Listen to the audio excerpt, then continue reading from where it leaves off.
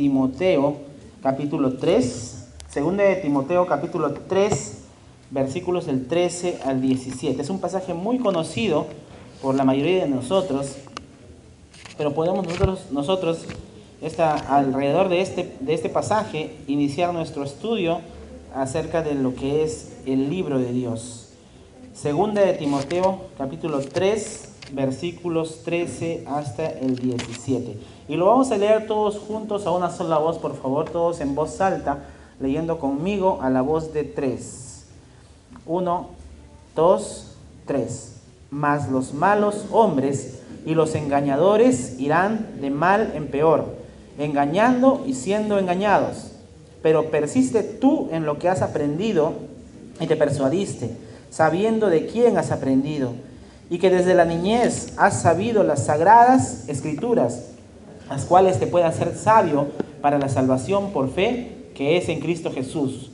Toda la escritura es inspirada por Dios y útil para enseñar, para redarguir, para corregir, para instruir en justicia, a fin de que el hombre de Dios sea perfecto, enteramente preparado para toda buena obra. Señor, te agradecemos por lo que podemos ver, Señor, en este libro bendito, donde tu palabra, Señor, es verdad, donde los absolutos son realmente absolutos, porque tú eres un Dios absoluto, Señor, donde el razonamiento del hombre se pierde y se estrella contra la pared, donde, Señor, podemos ver poder tuyo para transformar vidas que han sido golpeadas por el enemigo, destrozadas por el pecado, Señor.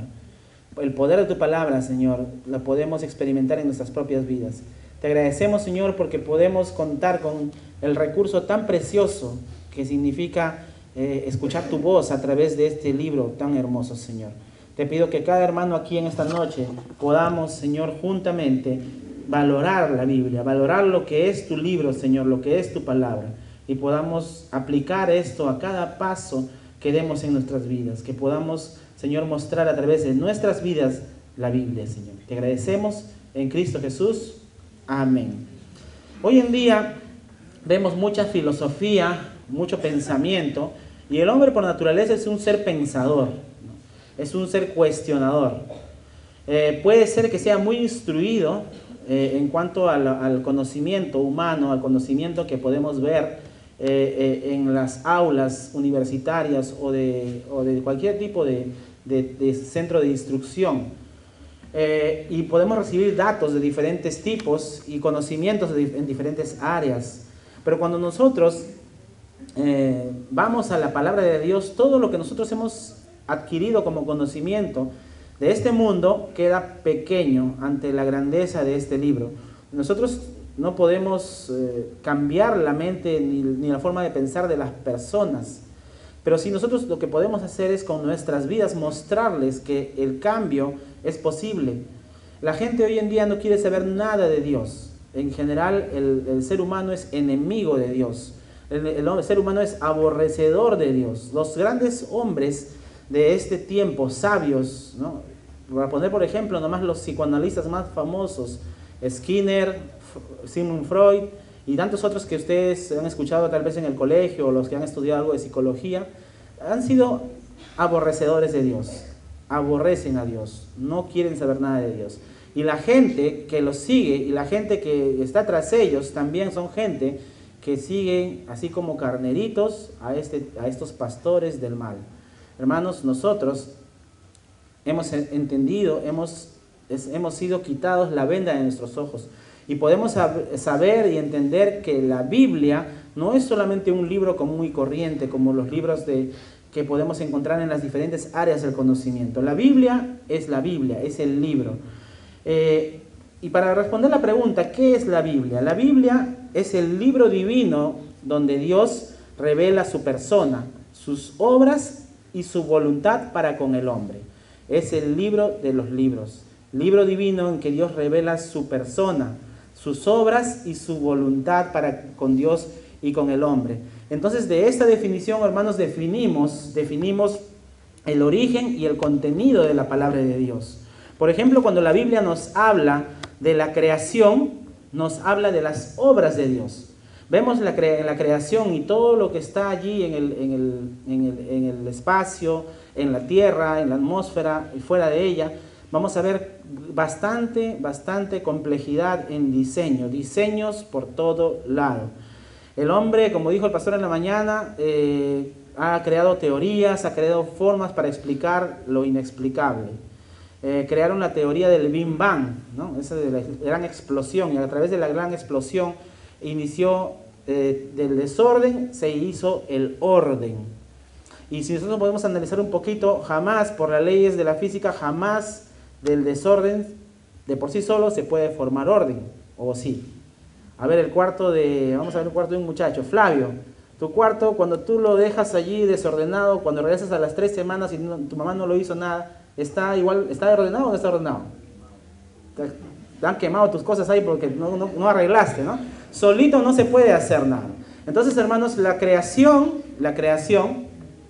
nos muestra, ¿no? La creación nos habla de las obras de Dios. Y la Biblia nos habla justamente de la creación y de las obras de Dios.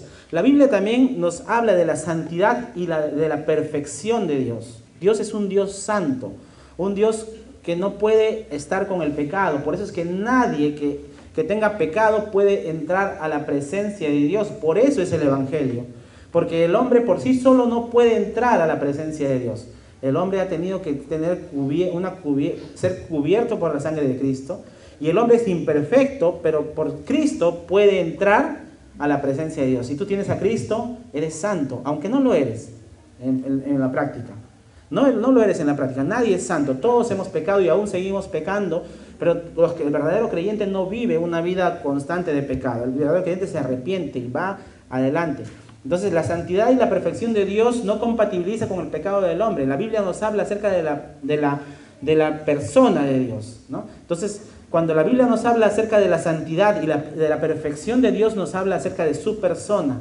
Primero, nos habla de sus obras por la creación. Segundo, por la santidad y su perfección nos habla de su persona. Y en tercer lugar, cuando nos habla de cómo vivir, ¿no? Cómo debemos vivir, porque en la Biblia nos dice tienes que vivir así, nos habla acerca de su voluntad para cada uno de sus hijos, para nosotros, para el ser humano.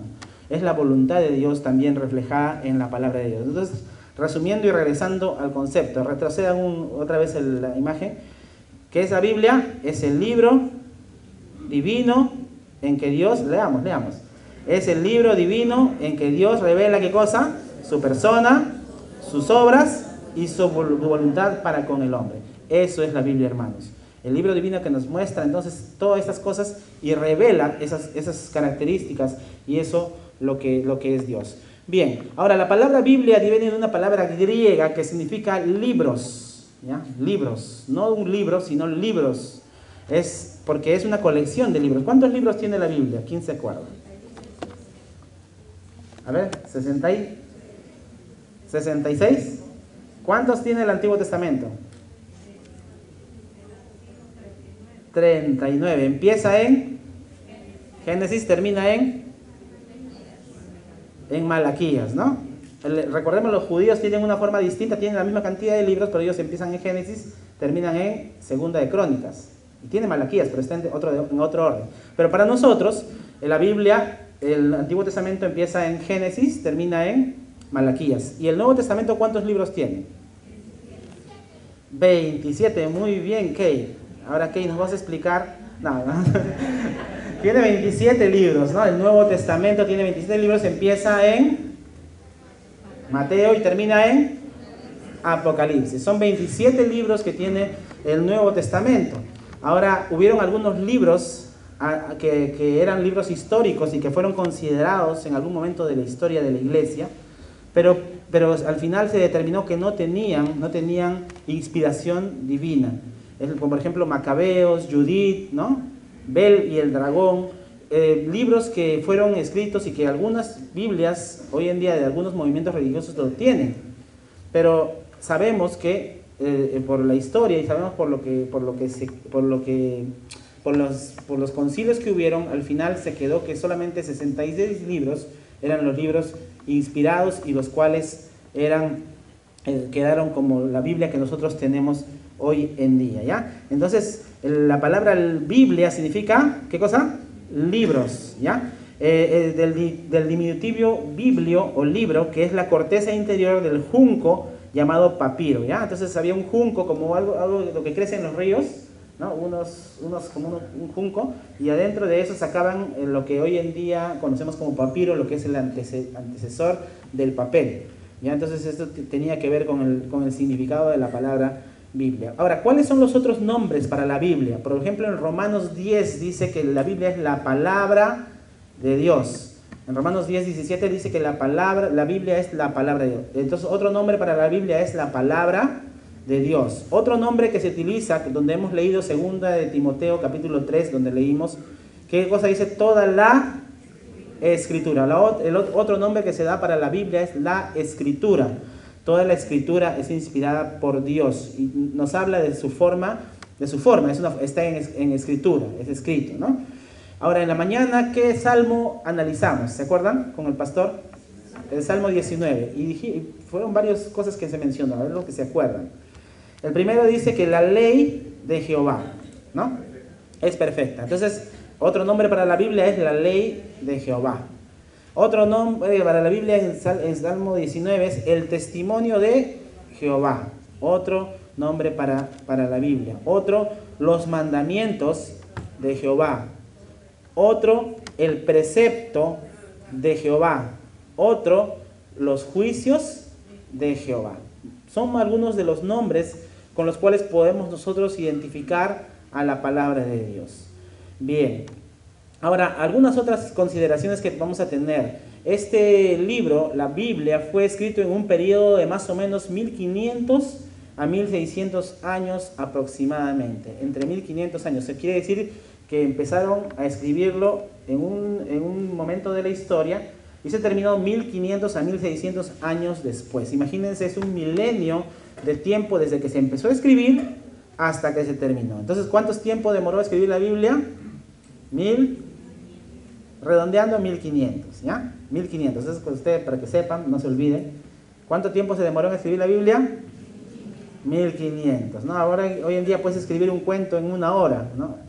Es un libro, ¿no? Pero la Biblia, es un libro tan complejo, pero a la vez que nos cambia la vida cuando nosotros aplicamos esto a nuestro vivir diario. Entonces, es escrito en un periodo aproximado de 1500 a 1600 años y escrito también a lo largo de 60 generaciones. 60 generaciones, quiere decir que 60 grupos de personas diferentes, ¿no? Abuelos, bisabuelos, nietos, bisnietos, tataranietos y recontra tataranietos. 60 generaciones. La cantidad de escritores se calcula que fueron 40, ¿ya? Más de 40 escritores de diferentes clases sociales. Si nosotros ponemos a pensar, había personas que tenían posición económica, como por ejemplo David. ¿Tenía posición económica alta? No. Era el hombre más poderoso de la tierra en ese tiempo, ¿no? Salomón también, Salomón su hijo, aún más. Luego tenemos personas de baja condición económica. Pedro, ¿no? Un pescador. Teníamos, por ejemplo, personas de diferente clase intelectual. Lucas, Saulo, hombres muy estudiosos, muy instruidos, muy cultos, y hombres también que no tenían mucha cultura, como Pedro mismo, ¿no?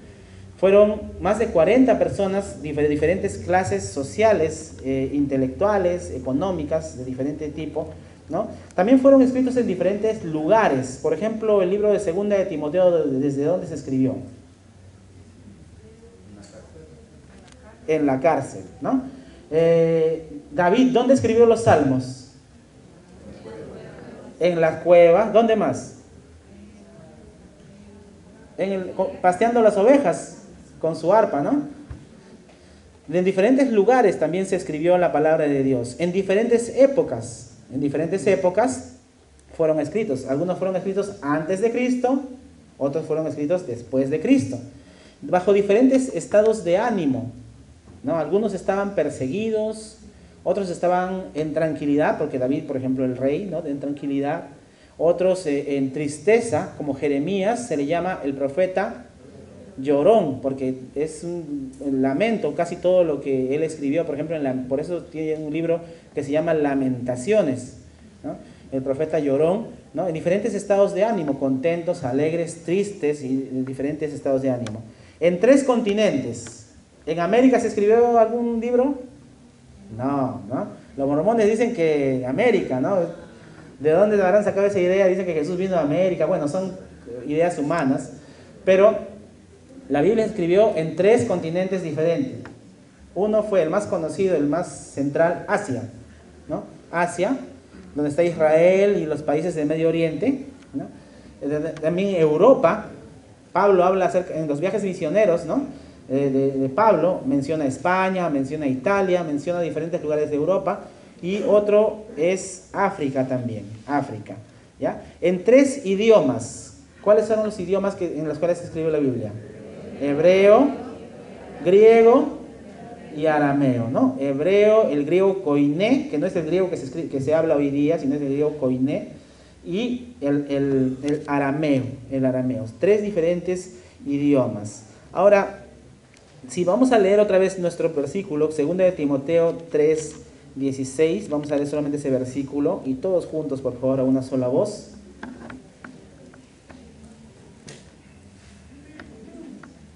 Todos juntos, versículo 16.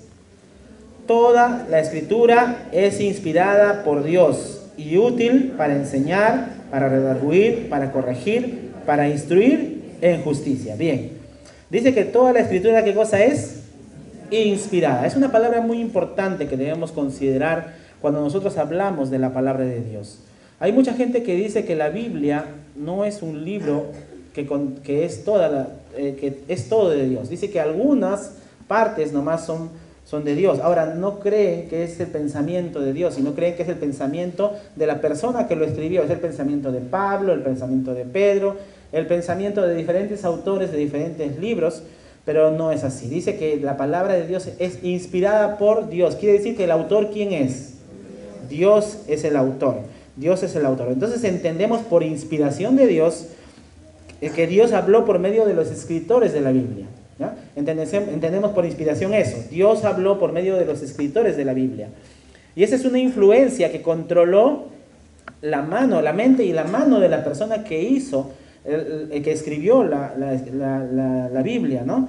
Esa expresión tiene que ver con el recibir el mensaje divino y la exactitud con lo que ellos plasmaron ese mensaje y lo pusieron en el registro del papiro en ese entonces cuando lo copiaron, ¿no?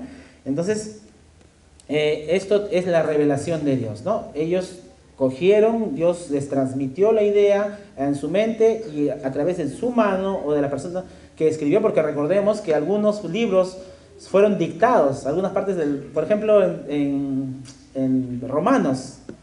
¿Quién escribió la epístola ahí? ¿Se acuerdan? Vamos al 16 de Romanos. Muy bien, fue Tercio, ¿ya?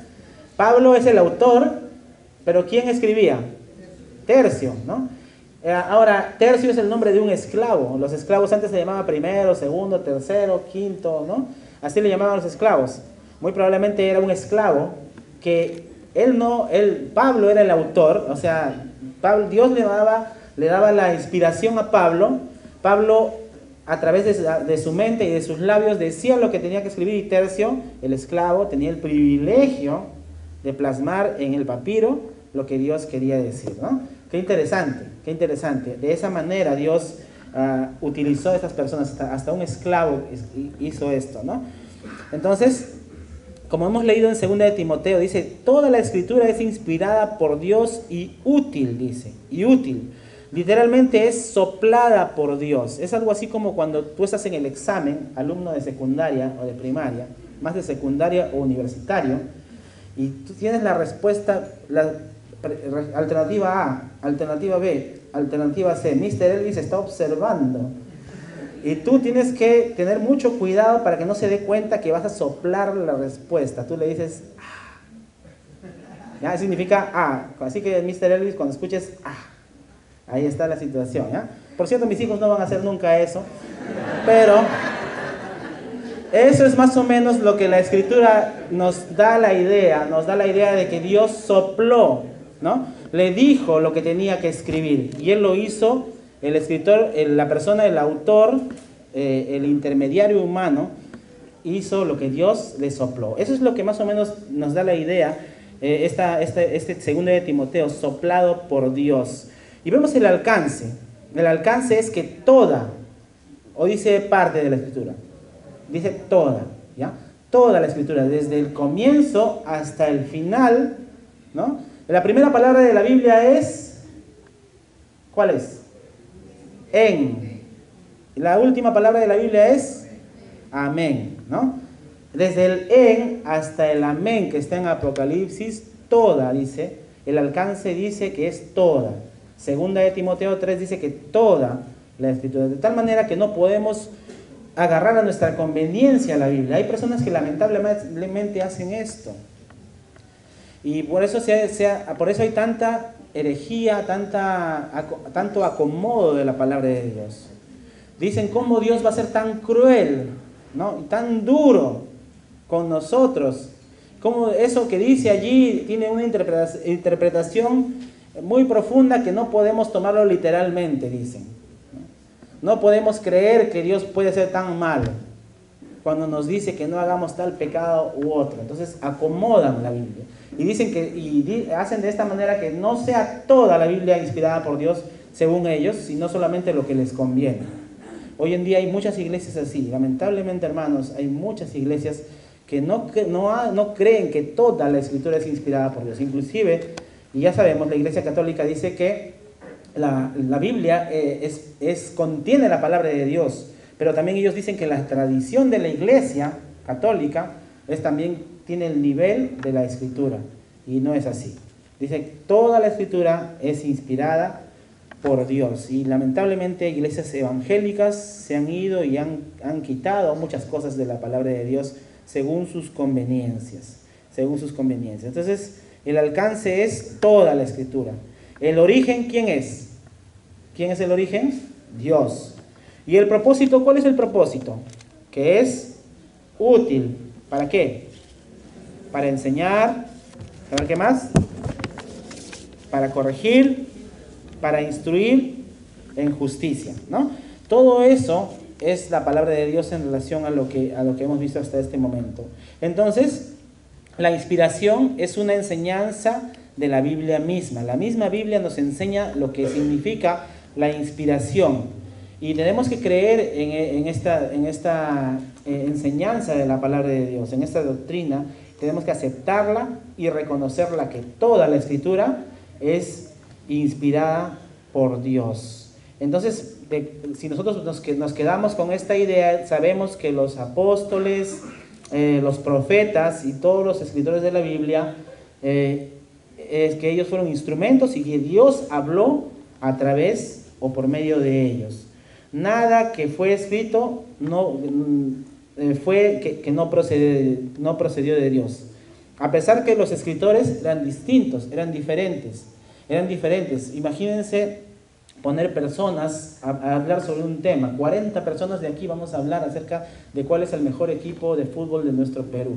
Vamos a poner a Brian, a Cristian, a diferentes. Mujeres también vamos a poner, ponemos 40. Andrea, le ponemos ahí. A ver, ¿cuál es el mejor equipo del Perú? A una sola voz. ¿Ves? No se ponen de acuerdo. Si en una cosa tan simple no se ponen de acuerdo, cuando Alianza es el mejor equipo, si en una sola cosa no se ponen de acuerdo, imagínense 40 personas hablando acerca del matrimonio, un tema importante de la Biblia. 40 personas diferentes hablando acerca de, por decir, el hecho de la santidad en algún área de la vida. No se van a poner de acuerdo. Humanamente no es posible que sobre un tema 40 personas se pongan de acuerdo. Sobre política, peor, ¿no? Entonces, si nos ponemos a ver un poquito esto, son 40 o más de 40 personas hablando sobre una misma cosa y no se contradicen. Buscamos en la palabra de Dios y no hay contradicciones. Las aparentes contradicciones son simplemente trampas que la gente ha puesto, ¿no? Si nosotros analizamos, recordemos que la Biblia fue escrita en un diferente idioma, entonces algunas cosas pareciera que fueran contradicción, pero si vamos al griego, al hebreo, al arameo, nos vamos a dar cuenta que no es contradicción. Si hay algún error, fue un error humano en cuanto a la traducción, pero no hay contradicción. 40 personas hablando de una misma cosa nos muestran que la Biblia es inspirada por Dios. Ahora, la Biblia misma, como hemos visto, afirma que es inspirada por Dios. Los escritores del Antiguo Testamento declaran que Dios habló por medio de ellos. Ellos dijeron, Dios me dijo que diga esto, ¿no? Entonces, ellos mismos afirman. Jesucristo dijo también que el Antiguo Testamento era palabra de Dios. Y también el Nuevo Testamento afirma que el Antiguo Testamento es palabra de Dios. Vemos citas del Antiguo Testamento por todo lado en el Nuevo Testamento, ¿no? Cuando Felipe y el eunuco se encontraron, él estaba leyendo el libro de Isaías. ¿Eso es Antiguo Testamento o Nuevo Testamento? Antiguo. Y era el Nuevo Testamento allí donde se relata eso. El Nuevo Testamento nos afirma también que el Antiguo Testamento es la palabra de Dios inspirada. Y Cristo mismo había confirmado de antemano la inspiración del Nuevo Testamento. Ahora, el carácter de las Escrituras nos demuestran que la Biblia también es inspirada por Dios. Por ejemplo, tenemos la unidad de doctrina. Hay una sola enseñanza en los diferentes tipos de enseñanza, valga la redundancia. Hay una sola unidad en esto, ¿no? Hay una armonía entre los libros de la Biblia. Hay armonía en lo que la enseñanza doctrinal se refiere. Y en realidad, hermanos, esto es sobrenatural, como volvemos a repetir, porque son 40 personas distintas escribiendo sobre algo que es tan importante como que es la palabra de Dios. Entonces, como ejemplo, la Biblia nos presenta una sola norma de moralidad. Es una sola norma de moral. No, Dios no dice que la moral es así o así, simplemente hay una sola forma de moralidad. No hay dos formas. Dios dice que el pecado es pecado, Dios dice que el hombre debe tener una sola esposa, dice que de la misma viceversa, dice que el joven debe andar en santidad también, habla acerca de diferentes formas de moralidad y es una sola forma al final, una sola norma de moral. Hay también un solo plan de salvación, ¿ya? O hay dos planes de salvación. ¿Cuántos planes hay? Solamente uno. ¿A través de quién? A través de Cristo, a través de Jesucristo. Y en todos los libros, desde el Génesis hasta el Apocalipsis, vemos que la salvación es solamente de una manera, ¿no? No hay eso de que todos los caminos conducen a Roma, o así es, así dice la Biblia. No dice, ¿no? Algunos dicen, tú vas a ir al cielo, ¿cómo vas a hacer? No, todos los caminos conducen a Roma, te dicen, ¿no? De alguna manera haciendo cosas buenas o haciendo una cosa por acá, por allá, de alguna manera Dios me va a llevar al cielo. Si no es así, el purgatorio, el limbo, de alguna manera llegaré al cielo. Eso es mentira. Hay una sola forma de salvación, hay un solo plan de salvación en la Biblia. Y también hay un programa íntegro para todas las edades, para todas las generaciones. Dios es el mismo ayer, hoy y por los siglos, dice la palabra de Dios. Y también hay un solo concepto de la persona de Dios. Dios es el mismo en el Antiguo Testamento y en el Nuevo Testamento. No son dioses diferentes. Es un solo Dios y es el mismo a través de todos los tiempos.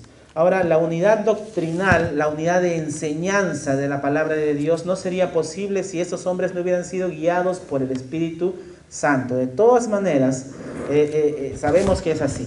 El Espíritu Santo los guió para poder escribir lo que escribieron. Bien, ahora, la Biblia es el único libro que habla con plena autoridad sobre temas que el hombre no hubiera escrito por sí solo. O sea, los hombres no hubieran sido capaces por sí solos de hablar algunos temas como, por ejemplo, ¿cómo es Dios? ¿No? ¿Cómo es Dios? Dios tiene atributos que el hombre por naturaleza no puede conocer. Así, en su simpleza de pensamiento, el hombre no puede conocer los atributos de Dios. Por ejemplo, uno de los atributos de Dios es su justicia. ¿Sí o no? ¿Dios es justo o no es justo? ¿Ya? La Biblia nos narra y nos muestra el atributo de Dios de justicia. ¿Dios es un Dios santo o pecador? Dios es un Dios santo. ¿Y quién lo revela? Lo revela la Biblia. En la mitología griega vamos a ver a los dioses. Por ejemplo, hoy día le tocó a mi hijo, estaba haciendo, como varios de los de primera y secundaria, haciendo un trabajo un poquito complicado que les dejó un cierto profesor llamado Elvis. Están que se dan duro, están que se golpean los muchachos allí. Y a él le tocó, en la mitología griega, explicar acerca de una diosa Diana, ¿no? En la Biblia hablamos de Diana de los Efesios, pero hay otra diosa de los romanos y griegos que también tiene el mismo nombre. Y entonces el muchacho está que se rompe en la cabeza ahí viendo todo esto, ¿no? Y todavía tiene que exponerlo, tiene que saber. Ay, no te dé más ideas porque si no lo vas a maltratar a mi hijo. El asunto es que estos dioses, ¿no? Estos dioses tienen sus caracteres y estábamos viendo, esta diosa, por cierto es una leyenda, una mitología. Esta diosa era una diosa, supuestamente si es diosa tiene que ser buena, pero esta diosa era una diosa rencorosa. Dice que esta diosa Diana destruía, cuando alguien le ofendía o se sentía mal, destruía todo un pueblo, según la mitología griega. Entonces esto contradice la misma creencia de los dioses que ellos tienen, una diosa malvada, ¿no? Eso es contraproducente, eso es contrario a toda lógica. Pero la palabra de Dios nos muestra cómo es Dios. Dios es un Dios santo, pero también es un Dios amoroso. Dios es amor, ¿no? También podemos ver que Dios, en otros tipos de atributos, sabemos que Dios es omnipresente. Dios puede estar en todo lugar. Dios está en todo lugar. ¿A dónde huiré de tu presencia? Dice el salmista. Si estuviera a los cielos, allí estás tú. Si en el Seol hiciera mi estrado, también allí estás tú. Dios es un Dios omnipresente. Dios es un Dios omnipotente. Todo lo puede. No hay nada que Dios no pueda hacer. Hermanos, a través de la Escritura podemos saber cómo es Dios. También a través de la Escritura podemos saber lo que pasó antes de la creación. Por cierto, la Biblia no nos va a dar todos los detalles e informes pormenorizados, pero podemos tener una idea. Sabemos que antes de la creación todo estaba desordenado, ¿no? Todo estaba vacío, todo era un caos. Sabemos que antes de la creación hubo la rebelión de Satanás, un ángel, un querubín que fue creado para glorificar a Dios, pero que se rebeló. Podemos saber a través de la Escritura la causa del pecado y la tristeza de Dios por el pecado del hombre. También podemos saber a través de la palabra de Dios cómo es la salvación y el futuro del hombre. Podemos saber el destino del mundo y los ángeles. ¿Qué cosa habla Dios acerca de los ángeles? Podemos saber a través de la Biblia lo que viene en el juicio final, el cielo, la eternidad y muchas otras cosas más que nos revelan lo que este libro bendito, ¿no? Entonces es el único libro que nos habla con plena autoridad de todos estos temas, ¿no? Que el hombre no lo hubiera podido hacer por sí solo. Ahora, veamos la manera más amplia que se toca todo esto, muestra la inteligencia infinita del autor. Dios es un Dios sumamente, absolutamente inteligente. Por ejemplo, la salvación no se basa en los méritos que nosotros podemos hacer. Tu salvación no se basa en lo que tú haces. Tus obras buenas no tienen que ver con tu salvación. Es Cristo, es Dios quien provee la salvación. Es algo ilógico para el ser humano, pero es así. Es así. Y vemos también un desarrollo progresivo de las verdades que se exponen allí, ¿no? Por ejemplo, el derramamiento de la sangre de un sustituto para quitar el pecado. Es progresivo. Por ejemplo, en Génesis, en el capítulo 3, vemos que un animal es muerto para vestir a Adán y Eva. Adán y Eva pecaron y tuvo que ser muerto un animal, ¿se acuerdan? ¿Y con qué ellos se cubrieron primero con higuera, con hojas de higo, ¿no? Y cubría la hoja del higo, pero la hoja del higo se marchita y se malogra. Entonces Dios ideó una forma más estable, ¿no? Algo mejor, de un mejor material, y tuvo que morir un animal, y con esa piel Dios cubrió la desnudez del hombre, porque se sentía avergonzado por el pecado. Ahora, en Génesis 4:4 vemos que Abel es aceptado por su ofrenda, y la ofrenda de Abel ¿era plantas o era un sacrificio? Era un sacrificio, era aceptable delante de Dios, ¿no? Luego en Levítico en capítulo 4, versículos del 1 al 7, se muestra también el sacrificio de un becerro, ¿no? Israel tuvo que degollar un becerro por sus pecados. Luego vamos a ir a Isaías capítulo 53, donde nos habla acerca de la profecía de Jesús, despreciado y desechado entre los hombres, varón de dolores, experimentado en quebranto. Está hablando acerca de Jesucristo. ¿Ven la progresión, ¿no?, del derramamiento de sangre desde el animalito muerto para cubrir la desnudez? Y vamos ya a Jesucristo, ya en la profecía de Isaías en el capítulo 53. Después vamos a Juan 1:29. He aquí el Cordero de Dios que quita el pecado del mundo. ¿Ven cómo es progresiva la doctrina en relación al derramamiento de sangre? Y en 1 Juan 1:7 dice, nos limpia de todo pecado. Después habla acerca de Jesucristo crucificado en el capítulo 19 de Juan. Y así vamos a ver diferentes tipos de enseñanzas, cómo van progresando, y su enseñanza progresiva a través de las edades, a través de las generaciones en las cuales se escribe la palabra de Dios. Ahora, otra cosa más, la universalidad de la Biblia. La Biblia es un libro universal, o sea, es igualmente eficaz en toda época. Fue eficaz antes, es eficaz ahora y será eficaz después. Algunos dicen, no, ese es un libro antiguo, para la gente antigua, ¿no? Las viejas y los viejos nomás, para ellos es la Biblia. ¿Es verdad eso? No. La Biblia permanece para siempre. La tierra, los cielos y la tierra pasará, mas la palabra de Dios no pasará. La Biblia nos ofrece lo que necesitamos para cualquier edad. Por ejemplo, los niños necesitan disciplina, castigo, necesitan instrucción, ¿no? Necesitan estudiar, como el profesor Ellis, que los enseña, ¿no? Los chicos, ¿no? Les enseña, les da, ¿no? Necesitan hacer las tareas. La Biblia dice que los hijos deben obedecer a sus padres. Hijito, a su tarea. ¿El hijo qué tiene que hacer? Tiene que obedecer, porque la Biblia dice, hijos, obedeced a vuestros padres, porque esto es justo. Para los padres, no provoquéis a ira a vuestros hijos. Es universal en su aplicación, es para todas las edades, para todos los tiempos, ¿no? Para todos los tiempos. Entonces ofrece lo que el hombre necesita. Si el hombre está triste, la Biblia nos ofrece consuelo o no nos ofrece consuelo. Nos ofrece consuelo.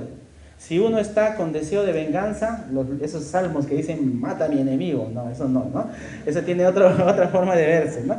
Pero en todo tipo de ánimo, en todo tipo de estado de ánimo, la palabra de Dios nos da el consuelo. Si estás con ganas de venganza, dice, tú no te vengues, mía es la venganza, yo pagaré, dice el Señor, ¿no? Algunos dicen, la venganza es dulce, dice el Señor, no es así, ¿no? Mía es la venganza, yo pagaré, dice el Señor. No te puedes vengar porque Dios dice así. Dios es el vengador, Dios es el que va a hacer la venganza por ti. Bien, entonces la Biblia nos ofrece lo que necesitamos para cualquier edad, ¿no? Ahora, la perdurabilidad de la Biblia. La perdurabilidad de la Biblia. Esto tiene que hablar acerca de que la Biblia duró y durará por mucho tiempo, para siempre. Como mencionamos el versículo, el cielo y la tierra pasarán, mas mi palabra no pasará. Ahora, la Biblia se completó hace más o menos 1900 años atrás, un poquito más de repente, ¿no? Entre 2000, ¿no? 1900 años se completó la escritura de la Biblia. La última palabra, amén, fue escrita más o menos en ese tiempo. Moisés escribió unos 1500 años antes de Cristo. Entonces, algunas partes de la Biblia ya tienen como 3500 años de antigüedad. Génesis, Éxodo, más o menos 3500 años de antigüedad. Ahora, había un rey que quiso destruir la escritura. Este rey era hijo de Josías, el rey Joacim. En capítulo 36 de Jeremías vamos a ver cómo Dios, desde ese momento ya hubo un intento de destruir la palabra de Dios, pero la palabra de Dios no puede ser destruida porque Dios prometió así. Jeremías capítulo 36, vamos a Jeremías capítulo 36.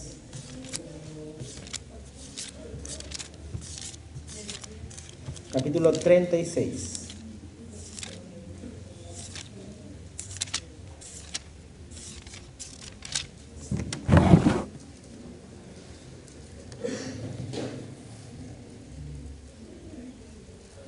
versículos del 1 al 3 primero. Dice así: aconteció en el 4.º año de Joacim, hijo de Josías, rey de Judá, que vino esta palabra de Jehová a Jeremías diciendo: toma un rollo del libro y escribe en él todas las palabras que te he hablado contra Israel y contra Judá y contra todas las naciones desde el día que comencé a hablarte, desde los días de Josías hasta hoy. Le estaba diciendo: escribe, Jeremías, mi palabra, ¿no? Versículo 3. Quizá oiga la casa de Judá todo el mal que yo pienso hacerles y se arrepientan cada uno de su mal camino. Y yo perdonaré su maldad y su pecado. Qué bueno es Dios, ¿no? A pesar de que no merecían, les daba una oportunidad que escriba para que puedan ellos tener su palabra y puedan arrepentirse. Vamos al versículo 21 al 26. Y envió el rey a Jehudí a que tomase el rollo, ¿ya? O sea, ya tenía el rollo, tenía la Biblia, tenía la escritura de Dios, el cual lo tomó del aposento de Elisama, secretario, y lo leyó en el Jehudí a oídos del rey y a oídos de todos los príncipes que junto al rey estaban. Y el rey estaba en la casa de invierno en el mes 9, y había un brasero ardiendo delante de él. Cuando Jehudí había leído 3 o 4 planas, lo rasgó el rey con un cortaplumas de escriba y lo echó en el fuego que había en el brasero hasta que todo el rollo se consumió sobre el fuego que en el brasero había. Y no tuvieron temor ni rasgaron sus vestidos el rey y todos sus siervos que oyeron todas estas palabras. Y aunque el Natán y Delaía y Gemarías rogaron al rey que no quemase aquel rollo, o sea, la Biblia, la escritura, no los quiso oír.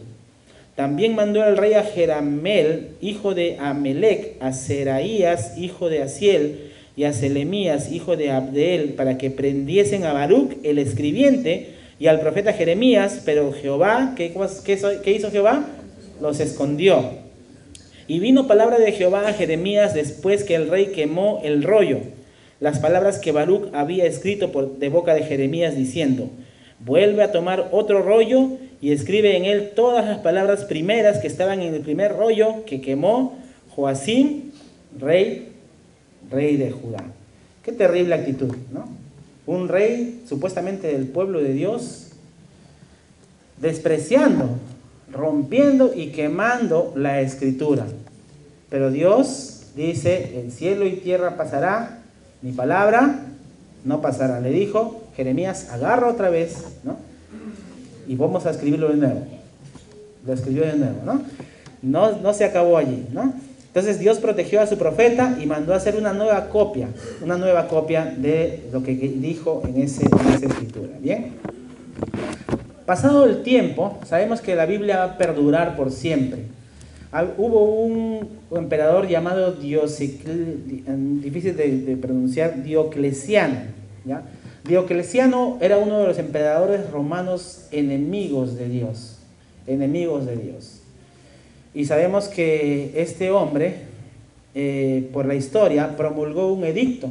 Él promulgó un edicto diciendo que todas las copias de la Biblia fuesen quemadas. Todos los rollos, los papiros, todo busquen y encuentren y quemen todo. Y las iglesias destruidas. Y él fracasó, porque sabemos que después del tiempo entró el otro emperador, Constantino, y cuando él dijo: a ver, supuestamente se habían quemado todo. Y cuando vino el otro emperador, pidió copias y aparecieron un montón de copias otra vez, ¿no? Interesante. Supuestamente todo se quemó. Ya no había más escritura, no había más Biblia. Este emperador Diocleciano murió en el infierno ya. Salió el nuevo emperador y dijo: copias. ¡Pum! Salieron un montón de copias más. Y así la Biblia perdurará por siempre. Luego Constantino, 25 años después, comisionó a un hombre llamado Eusebio. No es Eusebio Tinta ni Eusebio Siriaco, ¿ya? Hermanos de nuestra iglesia, ¿no? Te vas a acordar de este hombre, Eusebio, por el nombre de ellos, ¿no? Eusebio fue comisionado por Constantino, por el emperador Constantino, para poder preparar 50 copias de la escritura utilizando los recursos del gobierno que Diocleciano había dejado por muerte un poco antes, ¿no? Utilizaron el gobierno para destruir las Biblias y utilizaron el gobierno otra vez y sus recursos para hacer 50 copias más de la Escritura. Ahora, en la Edad Media, los papas, y hasta hace unos años atrás nomás, inclusive en el Perú, estaba prohibido leer la Biblia en otro idioma que no sea el latín, ¿no? Por eso se hacían los cultos o las misas, se hacían en latín, ¿no? Y hasta hoy en día algunas iglesias mencionan el latín, utilizan el latín como el idioma, pero Martín Lutero y otros reformadores cambiaron esto, ¿no? Cambiaron esto y empezaron a traducirla a una lengua más entendible, o la lengua de los lugares donde se necesitaba la palabra de Dios. Se empezaron a hacer traducciones después con el templo, con diferentes hombres de Dios en diferentes lugares, al propio idioma de las personas. Y hoy en día en casi todos los idiomas, dialectos, existe copias de la palabra de Dios. Esto fue instituido por los papas, esta prohibición, pero hoy en día, después de la reforma de la iglesia, tenemos que la Biblia ahora ya está en diferentes idiomas y podemos tener acceso a ellos, ¿no? Ahora, hay un movimiento de revolución, bueno, por el tiempo del siglo XVIII, XVII, donde hubo un hombre, uno de los representantes de la Ilustración. Este hombre se llamaba Voltaire, era francés, ¿no? ¿Han escuchado de la Revolución Francesa? 1766. Alrededor de ese tiempo, este hombre era uno de los hombres más respetados por sus ideas y por todo lo que él hizo en ese tiempo. Nos acordamos de que hemos estado en el colegio estudiando historia, ¿no? No es comunicación, sino historia. Elvis otra vez, no. Historia, perdón. Vemos el tiempo de la Ilustración, ¿no? El tiempo de la Ilustración. Vemos este hombre es uno de los que hicieron la enciclopedia, ¿no? Y los que empezaron a desarrollar el conocimiento humano a un nivel más alto. Y este hombre muy entendido en ese tiempo, muy conocido, un hombre muy respetado, dijo que en unos 50 años, de unos 100 años, perdón, el cristianismo ya no iba a existir. Como ahora ya estamos con la ciencia y la revolución, el cristianismo va a desaparecer, ya no va a existir, ¿no? Pero él dice que murió en el año 1788 y después de 25 años en su propia imprenta, en la que era imprenta de él, se empezó a imprimir Biblias, ¿no? En su propia imprenta. Y el presagio que él dio, la afirmación que dijo, no fue cierta. La Biblia y el cristianismo perdura por siempre. Entonces, esto es irónico, ¿no? Irónico. En su propia imprenta, la Biblia. Entonces, al final, hermanos, la Biblia seguirá perdurando. Vamos a 1 de Pedro, capítulo 1, versículos del 23 hasta el 25.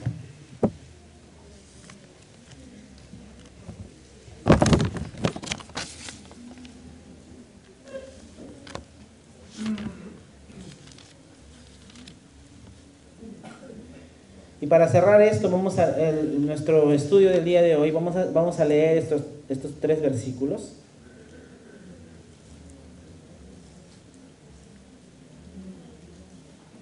Primera de Pedro, capítulo 1, 23 al 25. A la voz de 3, por favor, todos. 1, 2, 3. Siendo renacidos, no de simiente corruptible, sino de incorruptible, por la palabra de Dios, que vive y permanece para siempre. Porque toda carne es como hierba, y toda la gloria del hombre como flor de la hierba. La hierba se seca y la flor se cae, mas la palabra del Señor permanece para siempre. Y esta es la palabra que por el Evangelio os ha sido anunciada. Hermanos, la Biblia no contiene la palabra de Dios. La Biblia es la palabra de Dios. La Biblia es la palabra de Dios. La Biblia dice aquí, toda carne es como hierba. Los seres humanos moriremos físicamente, dormiremos los creyentes. ¿no?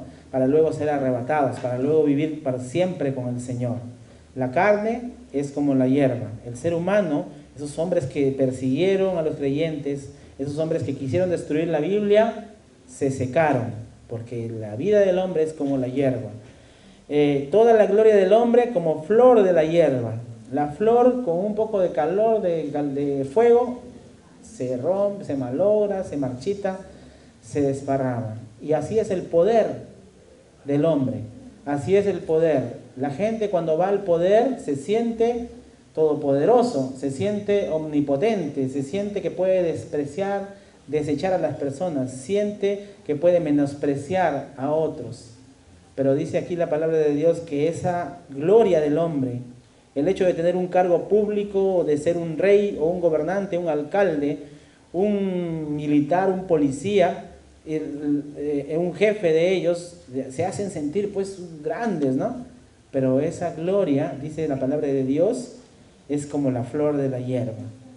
La hierba se seca y la flor se cae. Todos esos hombres que quisieron destruir la Biblia, y hoy en día también esos hombres que rebajan la Biblia a un nivel bajo, pues mueren.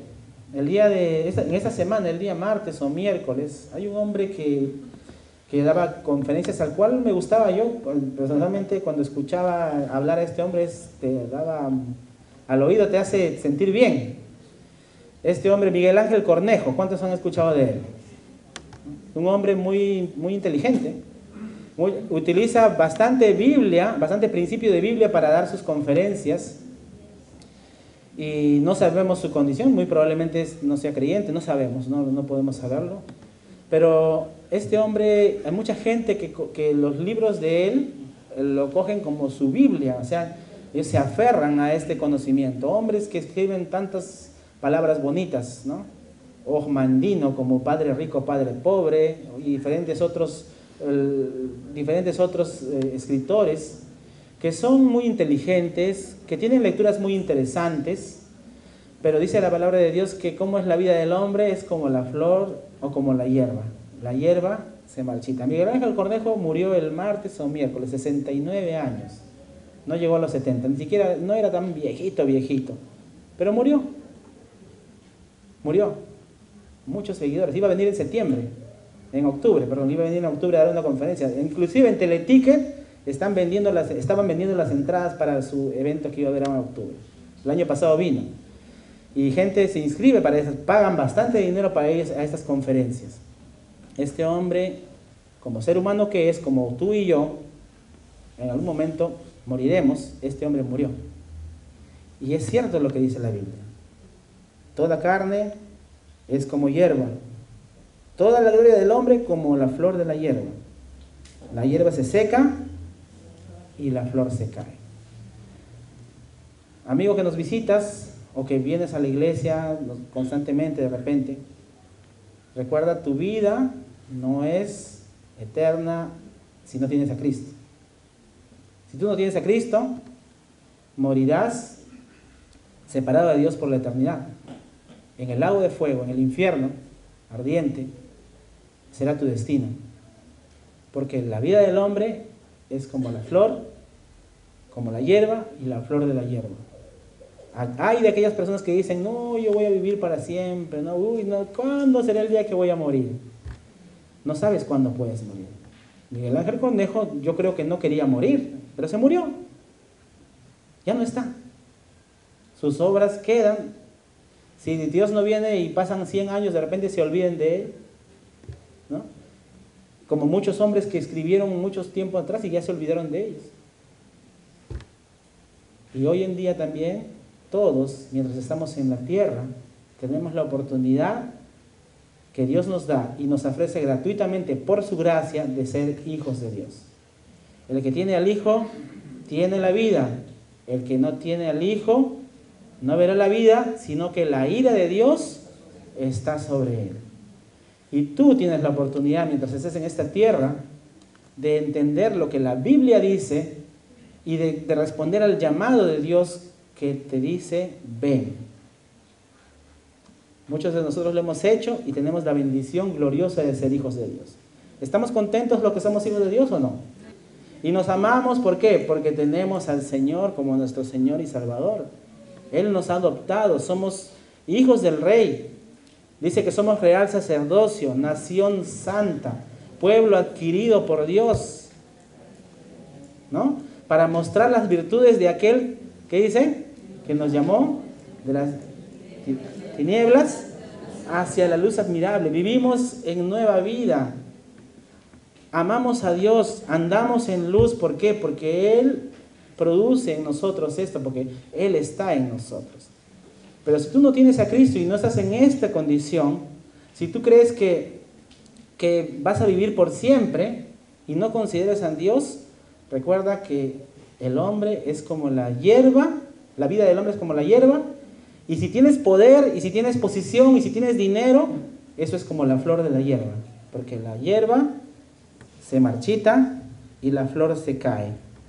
Mas la palabra del Señor permanece para siempre. Si tú tienes a Cristo, permaneces para siempre. Si Cristo viene en este momento, o mañana, o cuando estés durmiendo, o cuando estés dando el examen de comunicación, vas a desaparecer y vamos a estar todos juntos en el cielo, como el profesor Elisa también, ¿no? Estará, o sea, ya no te va a estar mirando si tu examen está bien o está mal, ya no hay, así que chicos, no estudien, no, estudien. Pero vamos a estar por siempre con el Señor, ¿no? Tenemos la oportunidad y tenemos el privilegio de ser hijos de Dios. ¿Y quién nos reveló todo esto? ¿Qué nos revela? ¿Quién nos muestra todo esto? La palabra de Dios. Tenemos que amar la palabra de Dios, porque nos muestra la voluntad de Dios, nos muestra su persona y nos muestra su carácter. Hermanos, consideremos la Biblia como algo tan valioso, abrámosla más constantemente, amémosla, memoricémosla, escudriñémosla, porque en ella vamos a encontrar palabras de vida eterna. Y si aún no tienes a Cristo, aún no tienes la seguridad de ser un hijo de Dios, tienes la oportunidad. Tal vez sea tu última oportunidad, no lo sabemos.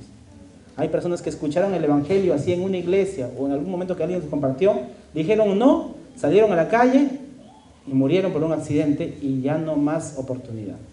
Una sola vez está establecido que los hombres mueran y después de esto el juicio. Vamos a inclinar nuestras cabezas, cerrar nuestros ojos. Y esta noche quiero hacerte una invitación. Tú que de repente no tienes la seguridad de ser un hijo de Dios. En esta noche has escuchado que la Biblia es la palabra de Dios. Has escuchado que este libro bendito es tan profundo en sus pensamientos porque es la misma persona de Dios el autor de ella. Y ese Dios que es el autor de la Biblia te dice en esta noche, ven a mí. Te dice, por tu nombre, te dice, te ofrezco salvación. Te ofrezco que seas un hijo de mío. Y tu respuesta debería ser que sí. Si tu deseo es que sí, si tu deseo es que quieres ser un hijo de Dios, que quieres que el Señor sea tu Salvador, que te das cuenta que tu vida está en peligro y tu alma en peligro, y esta noche le dices, Señor, reconozco mi condición de pecador. Dile así, Señor, reconozco mi condición de pecador. De todo corazón, dile, Señor, perdóname. Señor, te necesito. Señor, te pido que seas mi Señor y Salvador. Me arrepiento de mis pecados. Quiero ser un hijo tuyo. Quiero apropiarme de esa salvación tan valiosa que tú me ofreces. Y el Espíritu Santo habla a tu corazón y te dice, ven a mí. Si esta noche es tu deseo, si tú quieres seguir a Dios, si quieres ser un hijo de Dios, dile, Señor, perdóname. Señor, quiero ser un hijo tuyo. Señor, no estoy muy seguro, no estoy muy segura. De repente he venido a la iglesia, pero no tengo la seguridad de ser un hijo tuyo, porque mi vida no muestra el fruto de ser un hijo tuyo. Dile, Señor, perdóname. Si ese es tu deseo, levanta tu mano, quisiéramos orar por ti. ¿Alguien así? Alguien que le dice, Señor, perdóname, yo quiero ser un hijo tuyo. Iglesia, ¿cuál es la importancia que tiene la palabra de Dios en tu vida? ¿Es importante realmente lo que dice Dios para ti? ¿Es importante realmente lo que dice Dios para tu vivir diario? Puedes esta noche decir, Señor, ayúdame a considerar lo valiosa que es tu palabra. Señor, te prometo que voy a escudriñarla más. Te prometo que voy a considerar como lo máximo para mi vida tus preceptos, tus juicios, tu palabra. Señor, ayúdame a meditar más, a conocerte más. Ayúdame a dejar lo que me distrae y a poder tener tu palabra como lo importante que es para mí. Señor, en esta noche te agradecemos por tu palabra, te agradecemos, Señor, porque podemos encontrar allí instrucción para nuestra vida, Señor, consuelo para diferentes situaciones. Podemos encontrar, Señor, tu salvación, la forma de cómo podemos ser salvos. Podemos encontrar lo que tiene que ver con tu carácter, con tu voluntad para nosotros, con tus obras, Señor, tan grandes en todo lo que has hecho y lo que haces en la creación y en nuestras vidas también.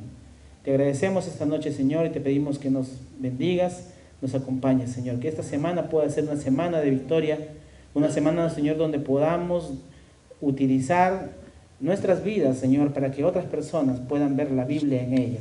Como dice tu palabra, que nuestras vidas son cartas, que los hombres ven cómo son, Señor. Gracias te damos, Padre. En Cristo Jesús. Amén.